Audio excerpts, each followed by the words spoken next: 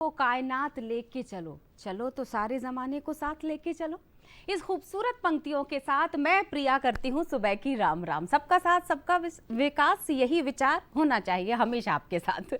तो सबसे पहले बता देती हूँ 8 बजे से 9 बजे तक हम लाइव रहेंगे, सजीव फोन इन कार्यक्रम। नमस्कार एमपी, आप इस वक्त देख रहे हैं तो डिस्प्ले कर देते हैं phone number 0755266049, toll free number यानी निःशुल्क सेवा का आप इस्तेमाल कर सकते हैं 1800233004। ये हमारा टोल फ्री नंबर यानी फोन लाइंस खुल चुकी हैं। और जैसे ही अतिथियों से हम परिचय करेंगे, विषय और विशेषज्ञ ये सब बता दूंगी, तो आपको तुरंत फ़ोन उठाना है और फ़ोन लगाना है। सबसे पहले तो मैं सभी जो छात्र हैं, विद्यार्थी हैं, उन सभी को खूब सारी शुभकामनाएं देना चाहूँगी। परीक्षाएं शुरू हो चुकी हैं। आज एमपी बोर्ड की 12th का पहला पेपर है शायद, जितना मैंने सुना है। तो आपको बहुत सारी शुभकामनाएं। दूरदर्शन परिवार ये उम्मीद करता है कि परीक्षा पे चर्चा जो हुई थी दरअसल उस पर जो हमारे माननीय प्रधानमंत्री जी ने आपको टिप्स दिए थे, उसको आप ध्यान में रखेंगे।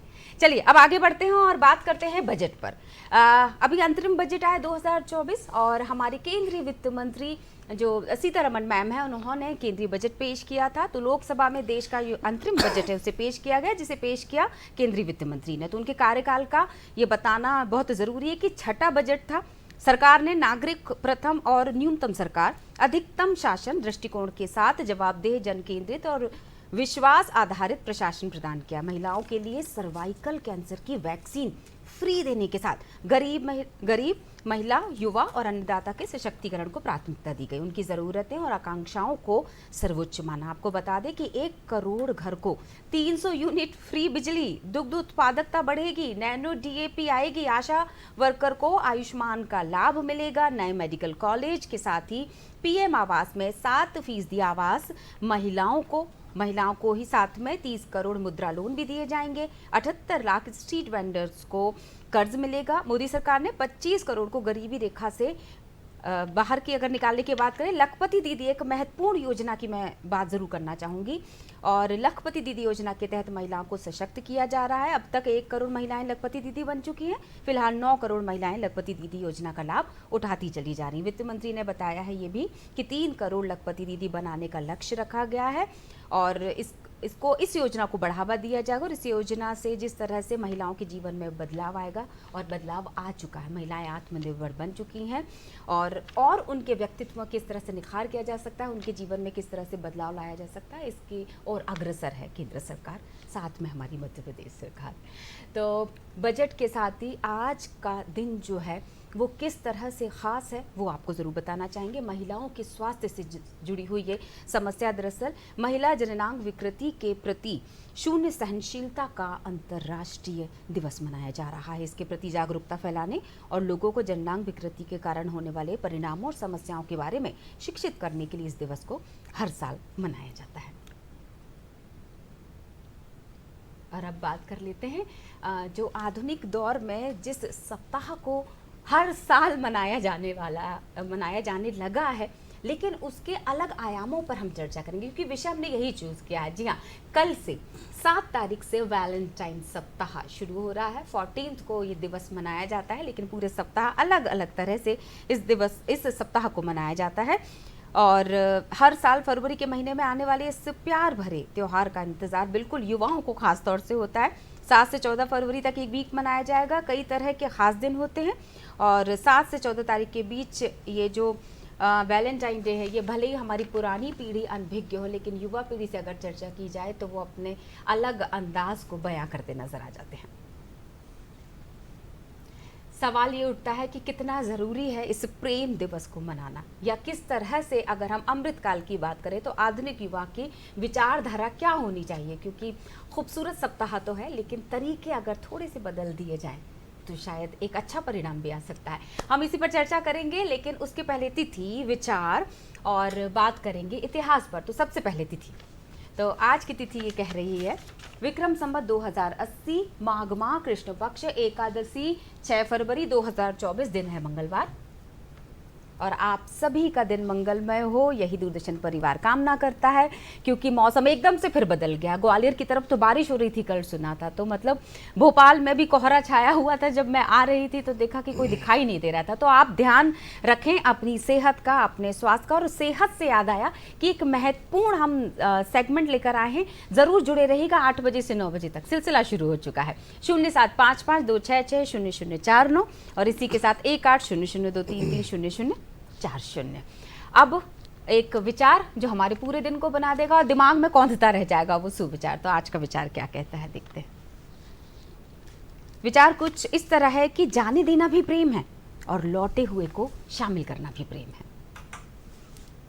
ये खूबसूरत पंक्तियाँ लिखी हैं गीत चतुर्वेदी जी, जाने माने कवि हैं। उन्होंने ये खूबसूरत बात कही। वाकई हर तरह से हर किसी को स्वीकार किया जाना चाहिए। स्वतंत्रता की जब हम बात करते हैं कि अगर किसी ने हमारा प्रपोजल मान लिया तो अच्छा, नहीं माना तो और अच्छा, मन का हो तो अच्छा, मन का ना हो तो और अच्छा। अब आज इतिहास के पन्नों में आज की तारीख किन मायनों में खास है, आइए बताते हैं। तो आज का इतिहास कह रहा है 1952 की बात करेंगे। 6 फरवरी को एलिजाबेथ द्वितीय ने ग्रेट ब्रिटेन की राजगद्दी संभाली। उन्होंने साल 2002 में ब्रिटेन के राज सिंहासन पर अपने 50 साल पूरे करने का जश्न मनाया था। 1959 अन्ना चांडिकेरल उच्च न्यायालय की पहली महिला न्यायाधीश नियुक्त हुई। 1971 अपोलो 14 के जरिए चांद पर पहुंचे एलन शेपर्ड ने 2 दिन तक चांद पर चहलकदमी के दौरान एक गोल्फ क्लब से गोल्फ बॉल को हिट किया और चांद पर गोल्फ खेलने वाले वो पहले व्यक्ति बन गए।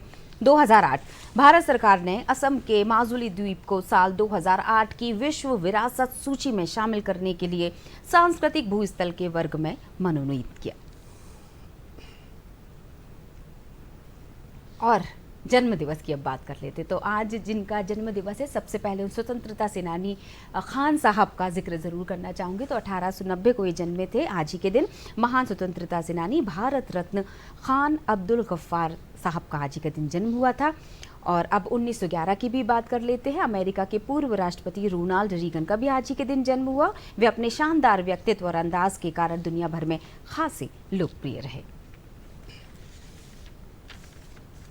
चलिए, तो अब बिना देर किए विषय और हमारे अतिथियों पर आ जाते हैं। तो विषय हमारा होगा अमृतकाल। जैसा कि मैं शुरुआत में ही कुछ संकेत आपको देती चली जा रही थी, अमृतकाल और युवा।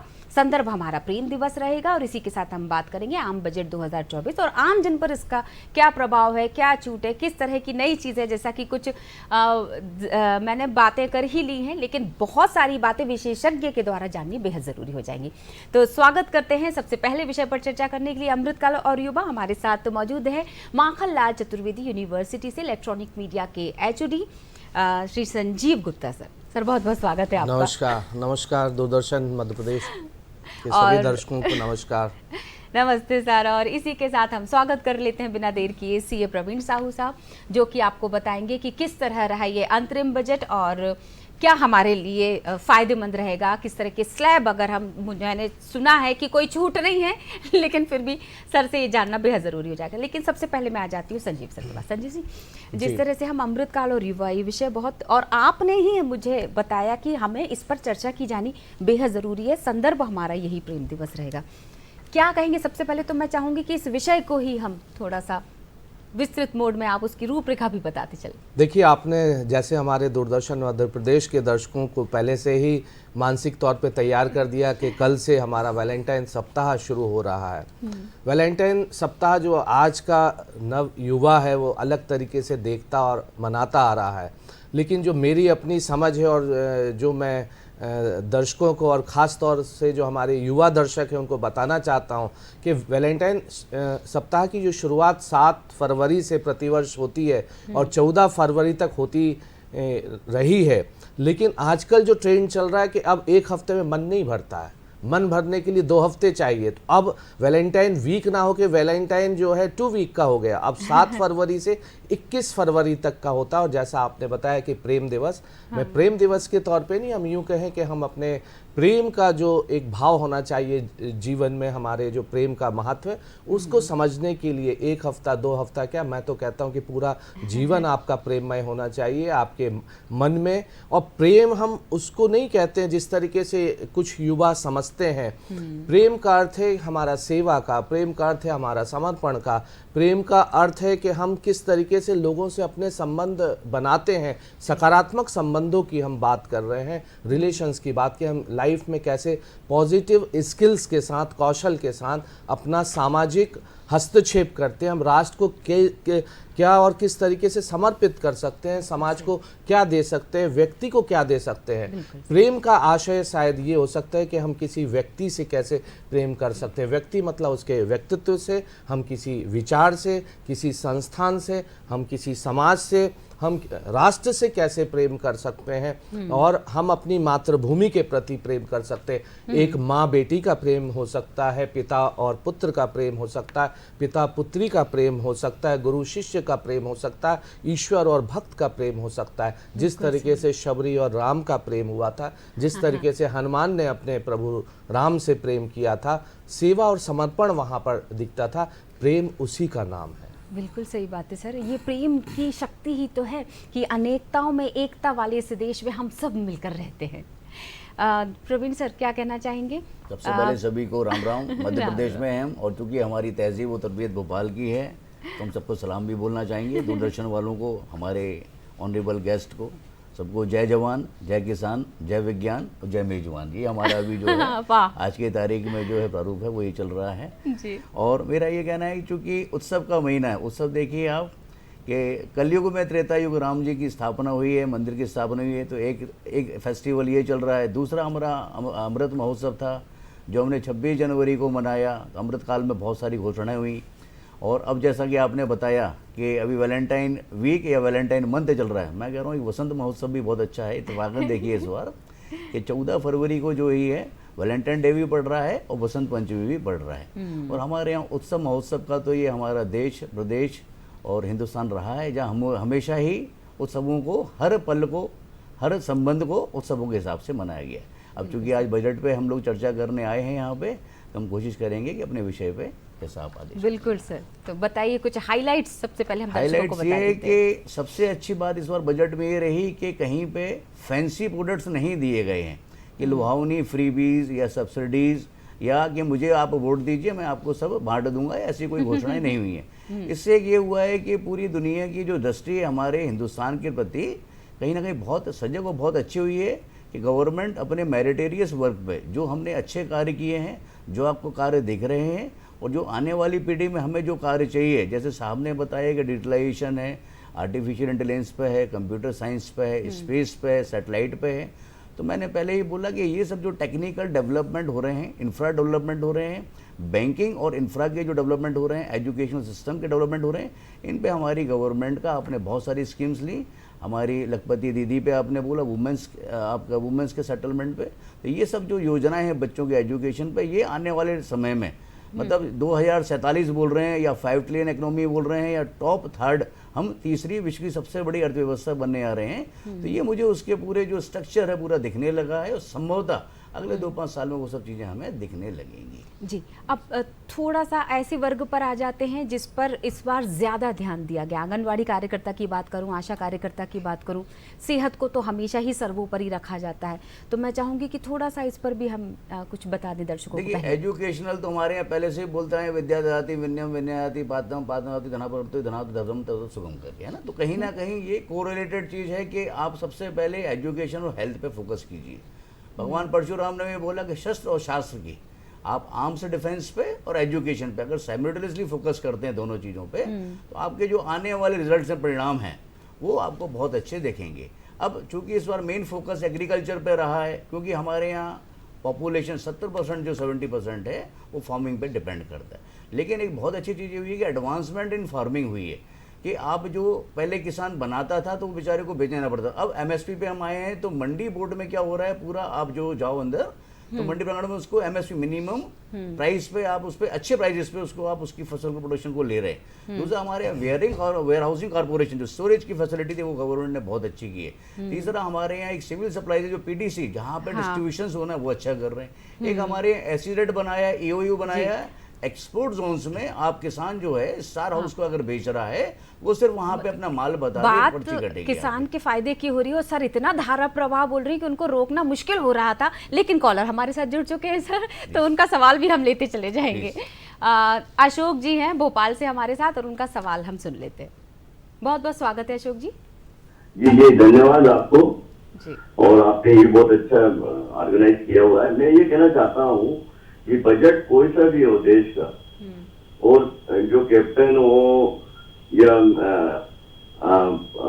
प्रेसिडेंट हो या प्राइम मिनिस्टर हो या जो भी उच्चतम श्रेणी के जो लीडर हैं, उनको ये सोचना चाहिए कि एक कमरे में 4 कोने होते हैं और एक ही कोने में सब कुछ मत भर दीजिए, चारों कोने में बराबर कीजिए। जो पैसे का खर्चा या अलॉटमेंट है चारों कोनों में दीजिए। अच्छा। ये नहीं होगा कि केवल आप पसंद करने के साथ ये 4-5 कैटेगरी को ही हम पैसा देंगे। ये बहुत मेरे ख्याल से भविष्य में ठीक नहीं होगा। चलिए बहुत बहुत सबको साथ लेके चलना पड़ेगा। बिल्कुल, बहुत बहुत शुक्रिया।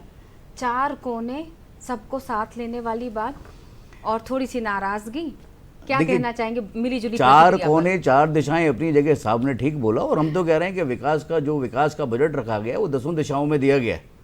रावण संहिता में 10 दिशाएं बताई गई हैं आपकी, 10 दिशाओं में दिया गया है। अगर आप इंफ्रा डेवलपमेंट करते हैं तो कहीं से गाँव की लेबर भी आती है हमारे यहाँ, रूरल एरिया से, वहाँ का सीमेंट आता है, वहाँ का लाइम आता है, वहाँ के वर्कर्स आते हैं, तो कहीं ना कहीं उनको भी एम्प्लॉयमेंट मिल रहा है। और मैं समझ रहा हूँ चूंकि कि साहब का जो कहना है वो इसका मतलब कॉर्पोरेट पे कहीं ना कहीं ज़्यादा फोकस या ज़्यादा अमेनिटीज या ज़्यादा उनको एडवांटेज दे रहे हैं। ऐसा नहीं है, सब चीज़ों का आपका एडवांटेज। आज की तारीख में अगर 150-200 रुपए में डिजिटलाइजेशन होने के बाद मोबाइल आपका रिचार्ज हो रहा है और वहाँ पे हम फ्री या सोलर सिस्टम से कहीं ना कहीं हम अगर बिजली दे रहे हैं तो उसका एडवांटेज भी गाँव के बच्चों को मिल रहा है और ये दूर समय में आपको दिखेगा ही। बिल्कुल प्रवीण जी। सर आप पर वापस आ जाते हैं। इस दौर में आपको लगता है कि इस तरह के सप्ताह को मनाने की ज़रूरत है? आपने बहुत नई तरह से इस सोच को डेवलप कर दिया कि प्रेम हर किसी से हो सकता है, अपने परिवार से। और मुझे ऐसा लगता है कि जो परिवार से प्रेम नहीं करता वो किसी से प्रेम नहीं कर सकता। फिर मुझे लगता है कि जो अपने आप से प्रेम नहीं कर सकता वो किसी और से प्रेम नहीं कर सकता। देखिए, ये जैसा भी साहू जी ने कहा कि हमारा देश में 30 त्यौहार और पर्वों को मनाने की संस्कृति है, तो मनाने की ज़रूरत है या नहीं ये विचार करने की बात हमारी नहीं है, लोग मनाते हैं। युवाओं में ये 7 से 14 फरवरी और अब जब उसका एक्सटेंशन विस्तार करके 21 फरवरी तक पहुंच गया, तो ये कहीं ना कहीं ये 7 दिन के जो वैलेंटाइन वीक में जो प्रेम है या जो प्रेम के प्रति समर्पण, सेवा और जो एक तरीके से रिलेशंस लोगों के सकारात्मक बनते हैं, एक बातचीत का सिलसिला शुरू होता है, वो कहीं ना कहीं युवाओं में लोकप्रिय है। और युवाओं में क्यों, समाज के सभी लोगों में प्रेम हो। जैसा भी हमने साहू जी ने भी कहा कि इस बार संयोग से 14 फरवरी को वैलेंटाइन डे के साथ ही वसंत पंचमी भी है।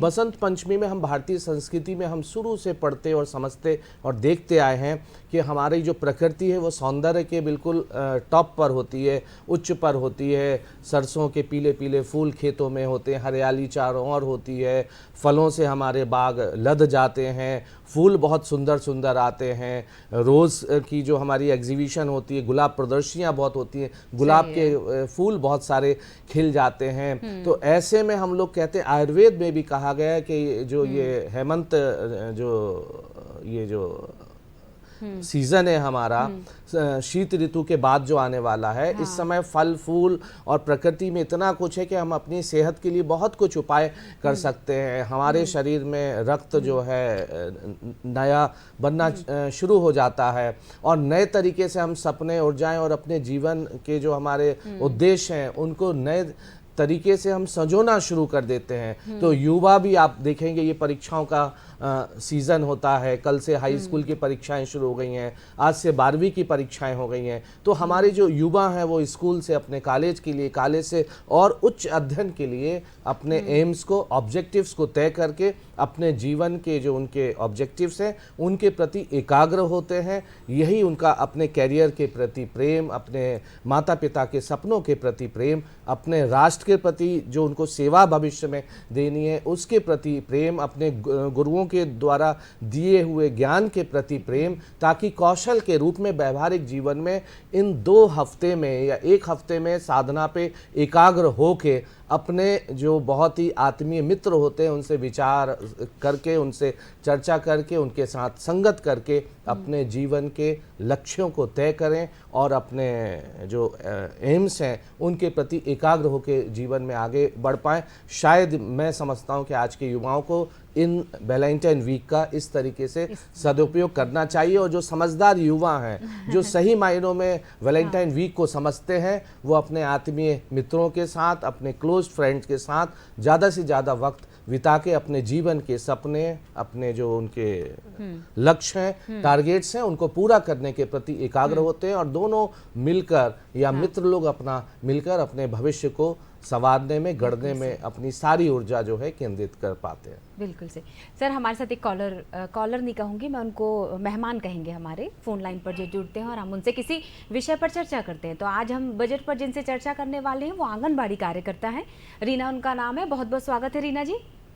जी नमस्ते। आपके लिए तो खुशियों के पल हैं जब से बजट आया है और पता चला है कि अब फोकस जो है आप पर ज़्यादा रहेगा। सबसे पहले तो आपकी प्रतिक्रिया ही ले लेती हूँ, क्या सोच रहे हैं आप लोग, आंगनबाड़ी कार्यकर्ता, आशा कार्यकर्ता?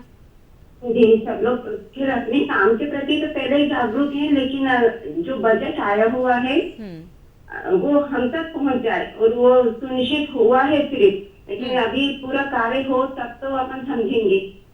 ओह बिल्कुल, कार्यकर्ताओं को लेकर मैं बात करना चाह रही थी आपसे। जी, आम बजट में उनको राहत मिली है, आपने सुना ही होगा, सीए प्रवीण साहू जी बता भी रहे थे विस्तार से उसको। जी, क्या राहत मिली है, लेकिन मैं आपको पहले ही बता चुकी हूँ कि जो कार्य करा हुआ गया है, हाँ, वो अपन मतलब हम लोग तक हो जाए, सिर्फ कार्य को ही लेके नहीं, क्योंकि जो सिर्फ बजट आया हुआ है लेकिन वो पूरा सक्सेसफुल हो तभी तो। जी, बहुत बहुत शुक्रिया। इनकी बात का जवाब मैं चाहूंगी प्रवीण जी आप दे दीजिए विस्तार। रीना दीदी, आंगनवाड़ी दीदी को हमारा बहुत बहुत प्रणाम। गुड मॉर्निंग दीदी। देखिए दीदी, ऐसा हमारा मानना है कि आप बच्चे की एक्चुअल दूसरी माँ हैं, या प्रथम माँ बोल लीजिए। एक माँ जो सुबह टिफिन दे के भेजती है माँ बच्चे को तैयार करके, और दूसरी माँ आप है जो बच्चे को डिसिप्लिन, एजुकेशन, हेल्थ, फूडिंग, कपड़े पहनाना, कैसे तहजीब, तरबियत, डिसिप्लिन में रहना है, वो आप लोग सिखाते हैं। तो आप लोगों पे तो हमारी लखपति दीदी का जो है ना एक नया सा माननीय हमारी केंद्रीय वित्त मंत्री जी ने रखा है ये सिस्टम, और आप मान के चलिए आप लोगों को अब डिटेलाइज तरीके से बहुत अच्छा एजुकेशनल प्रोग्राम आने वाला है, बहुत अच्छा आपके लिए इंफ्रा आने वाला है, बहुत अच्छा बच्चों के लिए स्कीम्स आने वाली हैं, बहुत अच्छा। मुझे ऐसा लग रहा है शायद आप लोग कहीं रेगुलराइज भी हो जाएंगे, इसके लिए मैं आपको अभी से शुभकामनाएं दे रहा हूँ। और आने वाले 2-3 साल में आपको इसका रिजल्ट बहुत अच्छा दिखेगा। फंड्स का 18% जो है सिर्फ आंगनवाड़ी में फोकस किया है। क्यों? आप ही लोगों से हमारी जो है नई फसल है, नए बच्चे हैं, नए तरीके हैं, वो अब बाहर आने वाले हैं। तो आप लोगों को बहुत बहुत शुभकामनाएं और बधाई। वाह क्या बात है। सर आपसे एक सवाल और उसका संक्षिप्त में जवाब, क्योंकि हम अगले सेगमेंट की तरफ बढ़ेंगे। आप तो युवाओं के बीच में ही रहते हैं, मतलब आप एक बदलाव को भी देख रहे होंगे, क्योंकि इतने समय से कि साल जब बदल जाता है तो फिर एक नई खेप जिसको बोलना चाहिए वो आ जाती है नए विचारों के साथ। क्या है उनकी विचारधारा? आपने बिल्कुल सही कहा। हमारा जो युवा है पिछले 1 दशक 2 दशकों में काफ़ी बदलाव हुआ है। पहले का युवा थोड़ा जिम्मेदार कम था, एकाग्र कम था, फोकस कम था। आज का युवा जो है बहुत फोकस्ड है अपने जीवन के प्रति, अपने लक्ष्यों के प्रति। उसको क्या करना है ये अभी से बहुत वो हाई स्कूल से तय कर लेता है, और ये कैरियर के लिए अकेला नहीं है, उसके सारे सपने हैं कि अपने समाज के लिए क्या करना है, परिवार के लिए क्या करना है, स्वयं के लिए क्या करना है। इवन अपने बच्चों तक की वो प्लानिंग करता है कि अपने बच्चों को किस तरीके से और क्या उनके लक्ष्य तय करेंगे, और ये सब कुछ उसकी अपनी सोच पर है। कहीं ना कहीं हमने जो शिक्षा व्यवस्था में जो हमारी राष्ट्रीय शिक्षा नीति 2020 आई है, उसमें भी हमने भारतीय भाषाओं में और हमारी जो भारतीय ज्ञान परंपरा उससे जोड़ते हुए शिक्षा को युवाओं में देने की बात की है। और आज का युवा भारतीय ज्ञान परंपरा से बहुत कुछ जुड़ रहा है। आज वो राम राम करता है। अभी हमारे विश्वविद्यालय में 3 दिन राम आख्यान का आयोजन हुआ।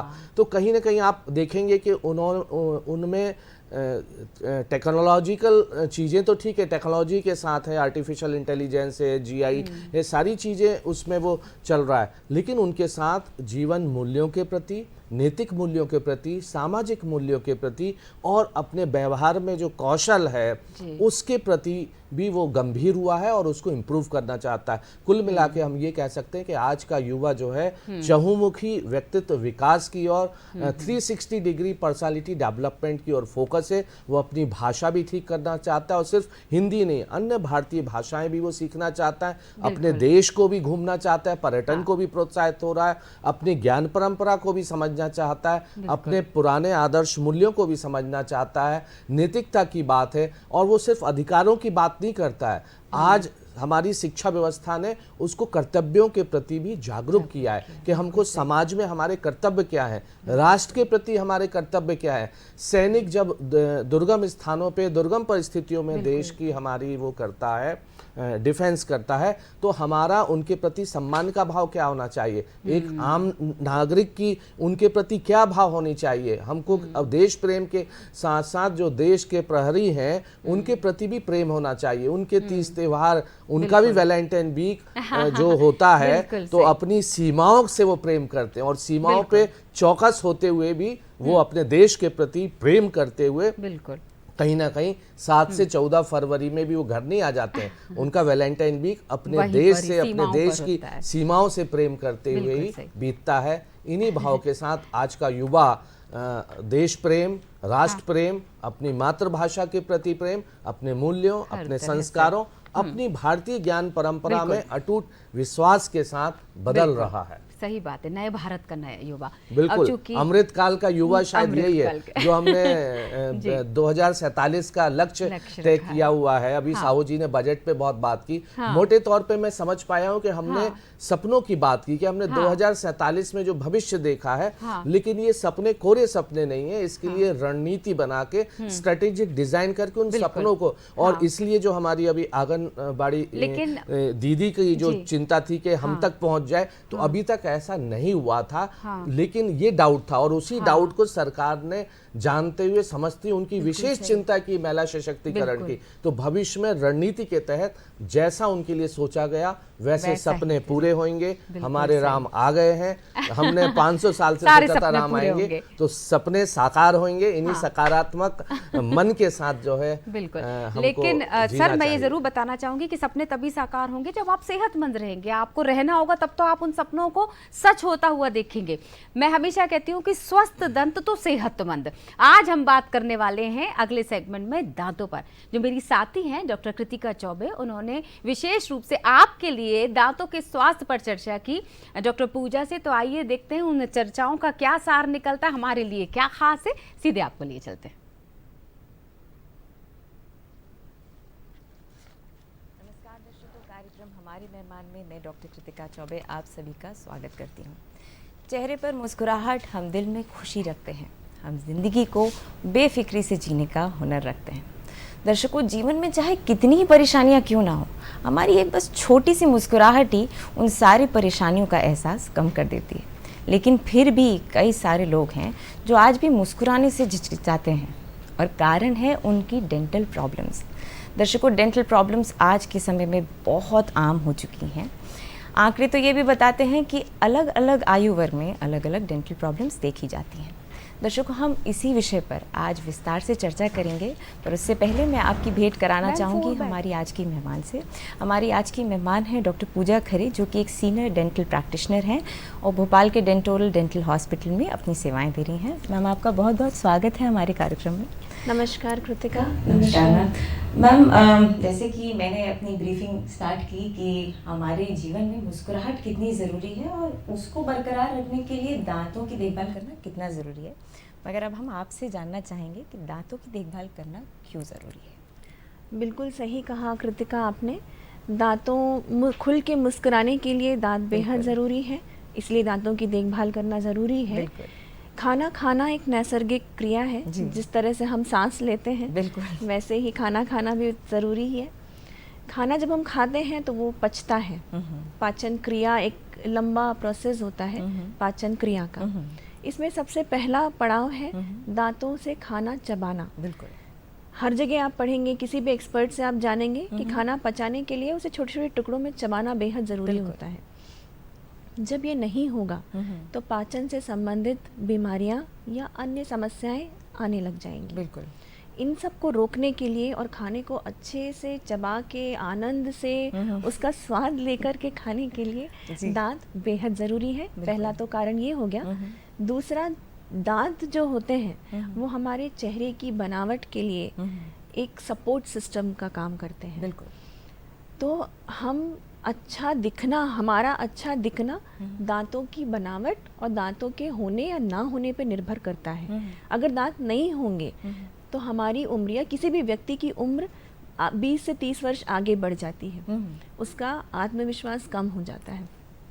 तो सेहत और सुंदरता से हमारा आत्मविश्वास आता है। बिल्कुल। तो सेहत, सुंदरता और आत्मविश्वास बनाए रखने के लिए दांतों का होना ज़रूरी है, और दांतों को बनाए रखने के लिए देखभाल करना बेहद ज़रूरी है। बिल्कुल, बहुत अच्छी बात कही आपने, जो हमने कहीं छोड़ दी थी कि दांतों का देखभाल से हमारा आत्मविश्वास कितना बढ़ता है, जो कि बहुत ज़रूरी है एक जीवन शैली जीने के लिए।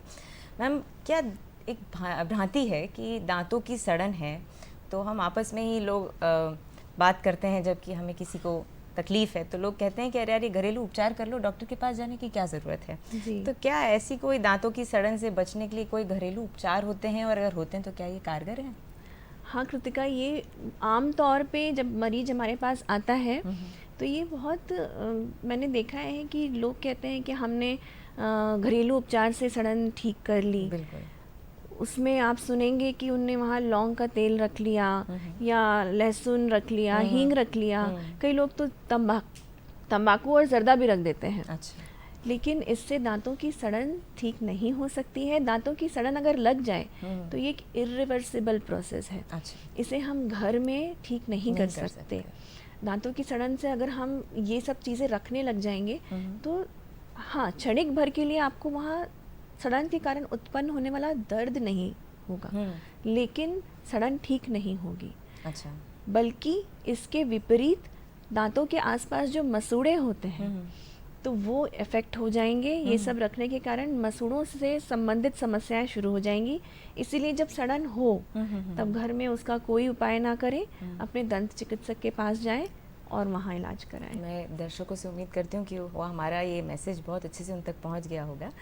मैम, इंडियन पॉपुलेशन में सबसे ज़्यादा पायरिया की समस्या देखी जाती है। लोगों को उसके बारे में पता नहीं है कि होता क्या है, मगर शब्द बड़ा कॉमन है और सबकी ज़बान पर रहता है। बिल्कुल। तो अब आपके मुँह से सुनना चाहेंगे कि पायरिया क्या होता है। हाँ जी कृतिका, पायरिया तो ऐसा हो गया है कि अब मरीज कहीं से भी आया हुआ हो, गांव से हो चाहे शहरी मरीज हो, पायरिया तो उसकी ज़बान पे बिल्कुल चढ़ा हुआ होता है कि पायरिया हो गया है।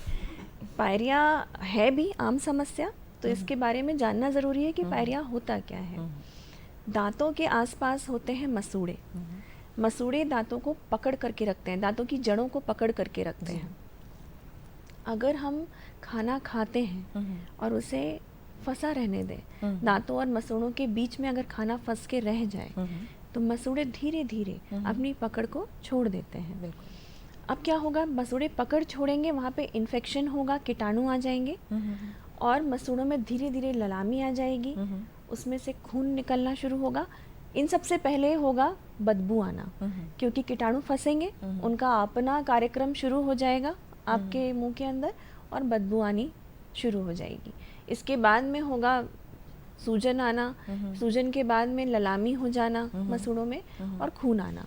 खून आना शुरुआत में तो ऐसे होगा कि जब आप ब्रश करेंगे तब खून आएगा, या हम आम तौर पे विज्ञापनों में देखते हैं बिल्कुल कि जब सेब काटा और उसमें खून निकल के आ गया ये सब पायरिया का ही लक्षण होता है। अच्छा। ये पायरिया मतलब हम अगर समझें तो दांतों के आसपास जो मसूड़े होते हैं उनसे संबंधित बीमारी को पायरिया कहा जाता है। अच्छा मैम, आजकल ये एक बहुत कॉमन चीज़ देखी जाती है, दांतों में झंझनाहट। कोई भी वर्ग हो, जैसे हमने स्टार्टिंग में कहा था कि अलग अलग आयु वर्ग में अलग अलग डेंटल प्रॉब्लम्स हैं, पर एक डेंटल प्रॉब्लम है जो हर आयु वर्ग में आजकल बड़ी कॉमन है, और वो है दांतों की झंझनाहट। कि आपने कुछ भी ठंडा पानी पिया या कुछ गर्म चाय पी ली और आपको झंझनाहट की समस्या हो जाती है। तो ऐसे बचने का क्या तरीका है, ये क्यों हो जाती है और इसका क्या इलाज है? जी जी दांतों की झंझनाहट भी एक आम समस्या है। अब दांतों की झंझनाहट को समझने के लिए हमें समझना होगा दांतों की संरचना को।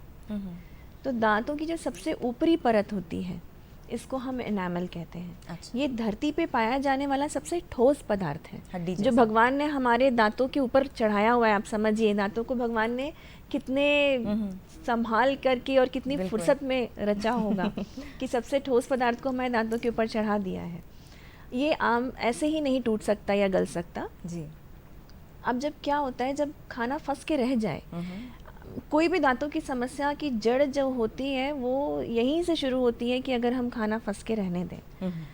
अगर खाना फंसा रह गया तो उसमें धीरे धीरे कीटाणु लग जाते हैं। कीटाणु लगने के बाद में उसमें केमिकल रिएक्शन स्टार्ट हो जाता है।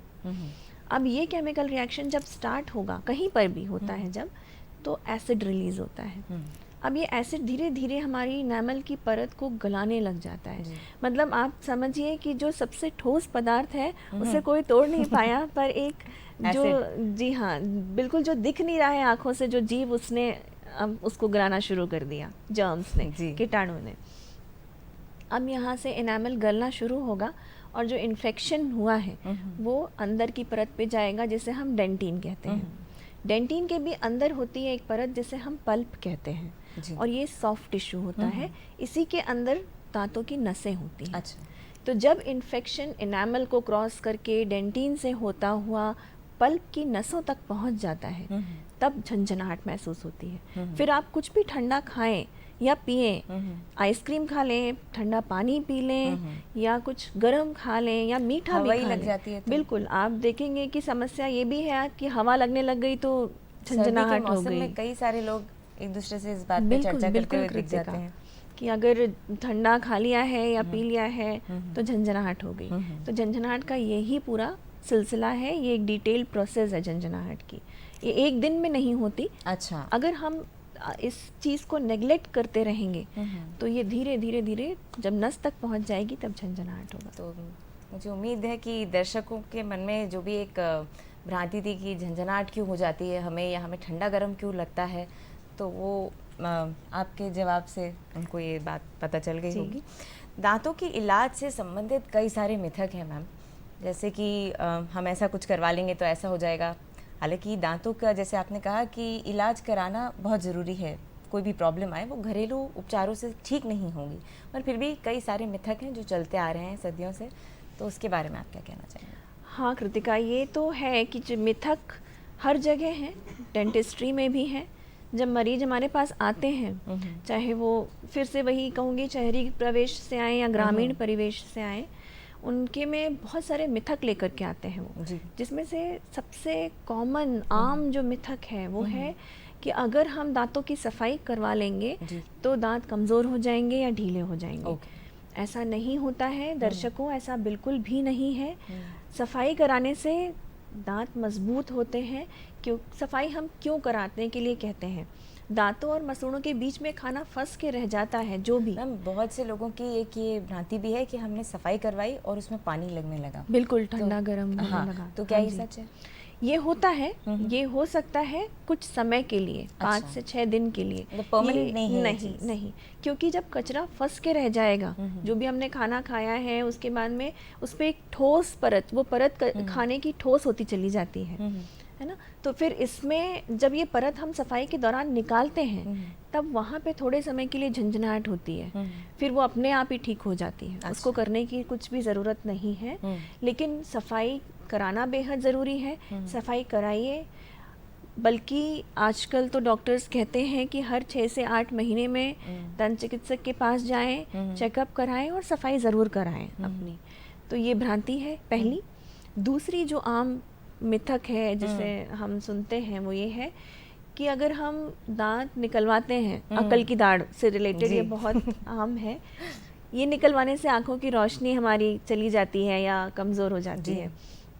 ऐसा बिल्कुल भी नहीं है, क्योंकि मैं यहाँ बता दूँ कि ये साइंटिफिकली प्रूवन है और दांतों की और आँखों की जो ब्लड सप्लाई होती है ये बिल्कुल अलग होती है।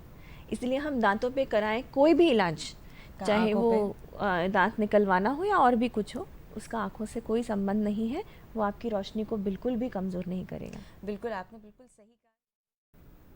तो देखा आपने डॉक्टर कृतिका जो मेरी साथी, उन्होंने कितने महत्वपूर्ण सवाल किए और डॉक्टर पूजा ने जो जवाब दिए हैं वो आपके जहन में गहरे इसलिए बैठ जाना चाहिए कि उन्होंने ये बात कह दी है कि एक खूबसूरत सी मुस्कुराहट जो है वो आपके चेहरे की खूबसूरती को बढ़ाती है और आपके कॉन्फिडेंस लेवल को भी।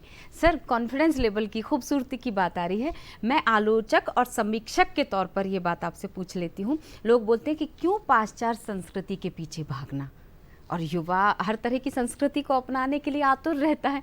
आप उन समीक्षकों को, आलोचकों को क्या कहना चाहेंगे? देखिए, पाश्चात्य और पूर्वी संस्कृति की बात नहीं, अगर पाश्चात्य संस्कृति में जो अच्छी चीज़ें हैं वो हमको ग्रहण करनी चाहिए। जैसे हमारे अभी दंत चिकित्सक ने बताया, पाश्चात्य में ओरल हेल्थ को बहुत फोकस किया गया है। हमारी जो मुख की जो हमारी शुद्धि की बात है, मुख के स्वास्थ्य की बात है, उस पर फोकस किया। ब्रशिंग टेक्निक वहाँ पर बहुत अच्छी है, दांतों की सफाई की बहुत अच्छी बात है, फूडिंग हैबिट की जो बात है कि किस तरीके से उसको वो करना है, तो वहाँ पर तो ओरल हेल्थ को लेके पाश्चात्य में ज़्यादा वो हैं। तो हमारे भारतीय उसमें भी हम लोग थे, लेकिन हमारी जो जीवन शैली में परिवर्तन हुआ है, जो अपमिश्रण हो गया भारतीय संस्कृति और पाश्चात्य संस्कृति के अपमिश्रण के कारण जो हमारी ओरल हेल्थ प्रभावित हुई है, विशेष तौर पर युवाओं की जंक फूड के खाने से, कोल्ड ड्रिंक के पीने से, स्मोकिंग से, राजश्री या और दूसरे पाउच का जो लोग भी सेवन करते, तो कहीं ना कहीं जब हम लोग नीम की दातुन करते थे, हर बार जो कुल्ला करने की बात थी कि भोजन के बाद कुल्ला करिए, आहार हम लोग जो है जब फल फ्रूट्स खाते थे तो फाइबर जाता था, तो हमारे दांतों की सेहत वैसे ही अच्छी हो जाती थी। लेकिन जीवन शैली के साथ साथ जो खान पान में परिवर्तन आया और कहीं ना कहीं हमने बिना सोचे समझे कुछ चीज़ों को अन्य संस्कृति की अडॉप्ट किया, उसके कारण जो समस्याएं आई हैं। लेकिन आज का युवा हम देख रहे हैं कि हेल्थ के प्रति बहुत कॉन्शियस है, वो इस तरीके के जो च्युइंगम वगैरह से भी अपने दांत वो करता है। मैं ये नहीं कहता च्युइंगम बहुत अच्छी चीज़ है ओरल हेल्थ के लिए, लेकिन टेम्परेरी आपके दांतों को वो ठीक करता है, कहीं ना कहीं आपके जॉ के मूवमेंट्स को ठीक करता है। राजश्री या वो नहीं खाते हैं पान वगैरह खाने से, मतलब पान में अन्य चीज़ों से, पान का पत्ता तो आयुर्वेद के हिसाब से स्वास्थ्य के लिए अच्छा है, लेकिन उसमें जो अन्य सामग्री आजकल आर्टिफिशियल हम लोग डाल रहे हैं वो हमारे सेहत के लिए, दांतों के लिए नुकसानदार हैं, हमारे एनामल को नुकसान करती हैं। कोल्ड ड्रिंक वगैरह नुकसान करती है, जबकि हमारे भारतीय संस्कृति में छाछ या गौ दूध पीने का युवाओं में था, जिससे सेहत भी होती है, दांतों के लिए कैल्शियम भी हमको प्राप्त होता है और दांत भी होते हैं। और जब हम, जैसा आपने कहा कि जब स्वस्थ दांत होते हैं, हमारी ओरल हेल्थ अच्छी होती है, हम मुस्कुराते हैं। और आपने देखा बच्चा जब मुस्कुराता है तो सारी दुनिया उसको आलिंगन करना चाहती है, उससे प्रेम करना चाहती है। तो हमारी मुस्कुराहट हमारे व्यक्तित्व की निशानी होती है। हम किसी को भी एक मुस्कुराहट से अपना बना सकते हैं। और मुस्कुराहट हमारी जो हम संचार के मैं आपसे माफी भी मांग लेती हूं, मतलब जो बॉडी लैंग्वेज के हिसाब से मुस्कुराहट हमारी एक सकारात्मक दैहिक भाषा का भी इंगित है, उसका भी संकेत है। तो एक मुस्कुराहट आपके लाखों काम कर सकती है, जो लाखों मुद्राएं देके जो काम नहीं हो सकता, एक मुस्कुराहट आप अपना किसी को भी अपना बना सकते, एक मुस्कुराहट। इसी मुस्कुराहट के साथ मैं थोड़ा सा अल्पविराम लगा देती हूँ। हमारे एक और मेहमान जुड़ चुके हैं, बिल्कुल। और चूंकि बजट पर भी हम चर्चा करते चले जा रहे हैं प्रवीण जी, तो हमारे साथ रिपोर्टर हैं, वो जुड़ चुके हैं। लोगों की प्रतिक्रियाएं कैसी रही, वो प्रतिक्रियाएं लेने के बाद मैं आपसे सवाल लेकर आऊंगी आपके पास। तो आम बजट को लेकर लोगों की क्या प्रतिक्रिया है, रिपोर्टर रंजन भगत इस वक्त हमारे साथ फोन लाइन पर। बहुत बहुत स्वागत है रंजन, बताइए क्या कहेंगे। जी धन्यवाद। तो देखिए, मैंने कई लोगों से बात किया बजट के बारे में, इस बात के, तो कई लोगों की मिली जुली प्रतिक्रिया देखने को मिली है इसमें। कई लोग का कहना है कि इस बार के बजट में जो है, अभी ये सरकार का अंतरिम बजट था तो इस बार कुछ खास नहीं था, कुछ ऐसे रहे। उसके बाद जो है महिलाओं के लिए जो है सर्विकल कैंसर के बारे में कहा गया। उसके बाद जो है कई सारे ट्रेंड रोगियों को जो है वो वंदे भारत ट्रेन में बदलने की बात कही गई। और साथ ही साथ जो है शिक्षा में सेक्शनल यूनिवर्सिटीज की बात करें तो उसमें जो है बजट में बढ़ाए गए हैं कई सारे, जैसे IITs और IIM के जो है बजट वो कम भी किए गए हैं। तो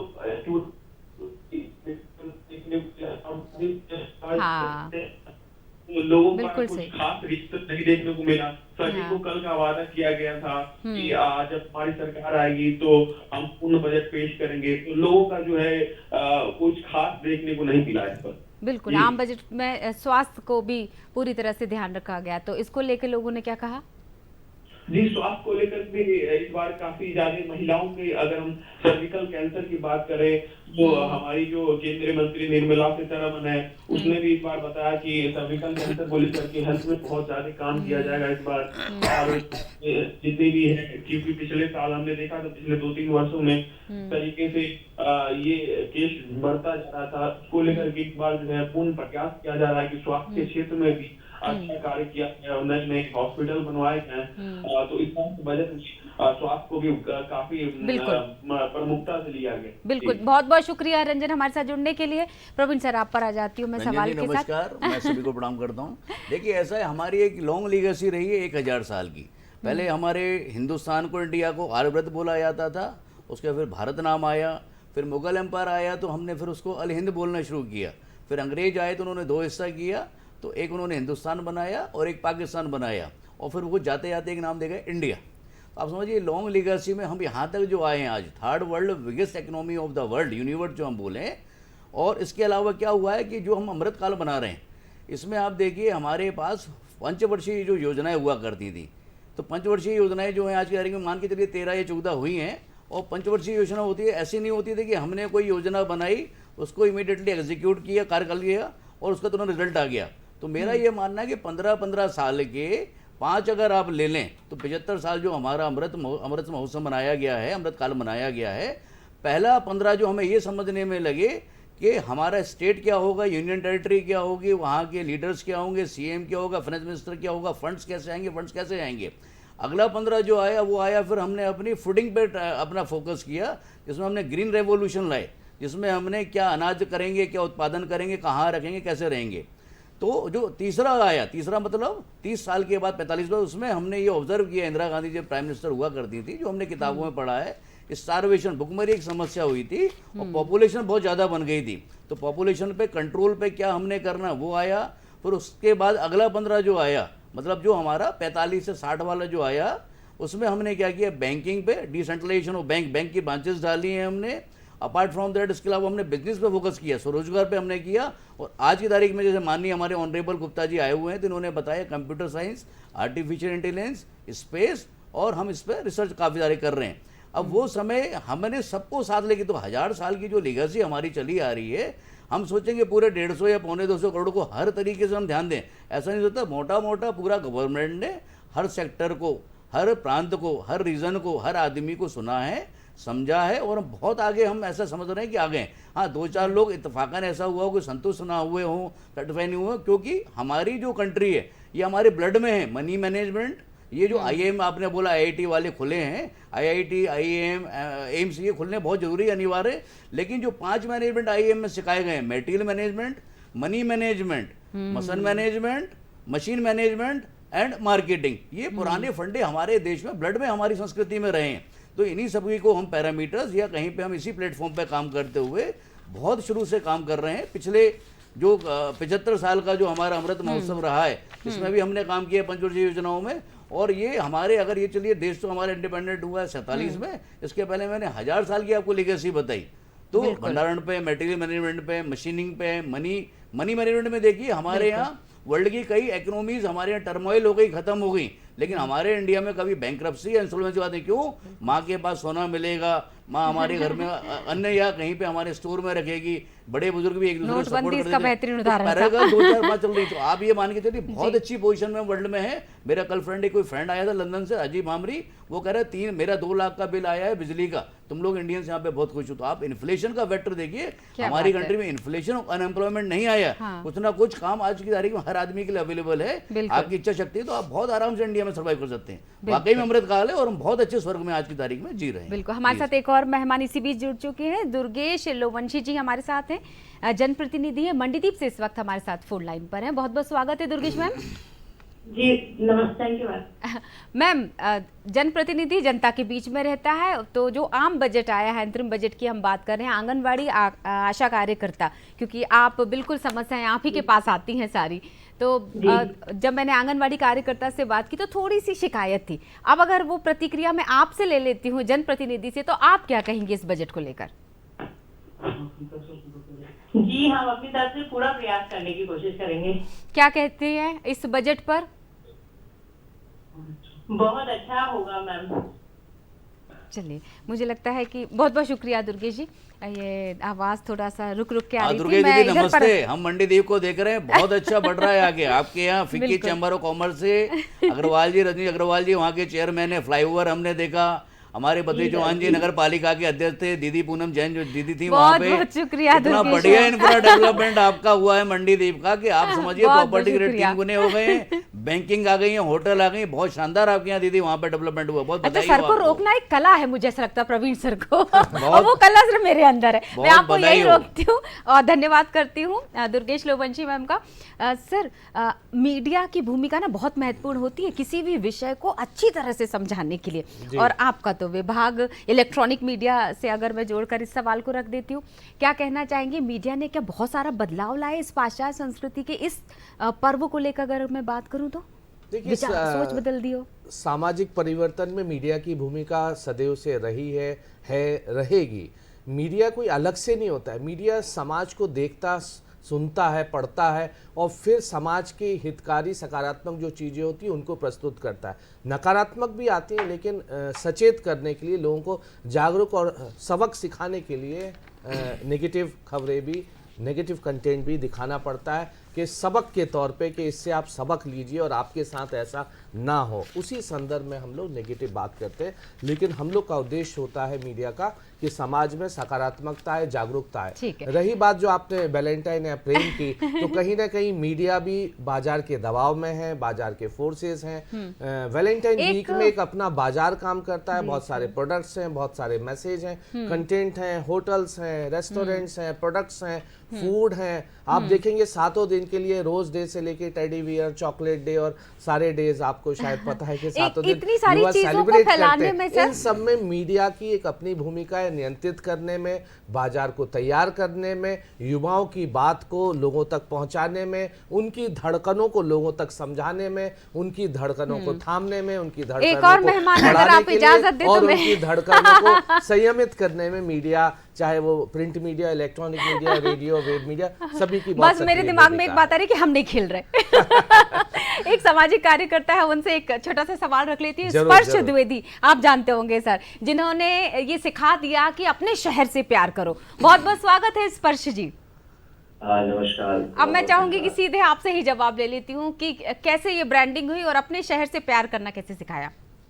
देखिए, बहुत महत्वपूर्ण है कि सबसे पहले जब हम बात करें तो हम अपने शहर को अपनी जिम्मेदारी समझें, और हमारा शहर हमारा घर भी है। हम अक्सर ये देखा जाता है कि आप अपने दूसरे शहर जो विश्व के या भारत के बड़े शहर है, लोग उनको हमेशा ये अप्रिशिएट करते हैं कि यहाँ पे ऐसा है, इस जगह पे ऐसा है, और लोग ये भूल जाते हैं कि आपका अपना शहर भी है जिसको आप और बेहतर बना सकते हैं। तो नागरिकों की ये बहुत बड़ी जिम्मेदारी है, हम अपने शहर को बेहतर बनाएं, उससे प्यार करें, तो हम वो एक रोल मॉडल क्रिएट कर सकते हैं। वो रोल मॉडल बनाने के लिए सबसे पहले आपको अपने शहर से लगाव, बिल्कुल, शहर से स्नेह होना जरूरी है।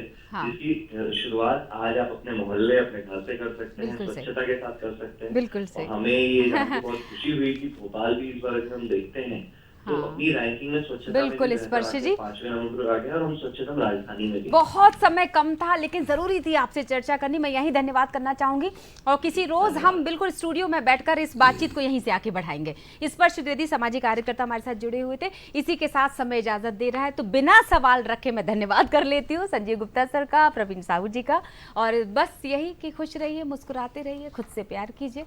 बहुत बहुत शुक्रिया। नमस्कार।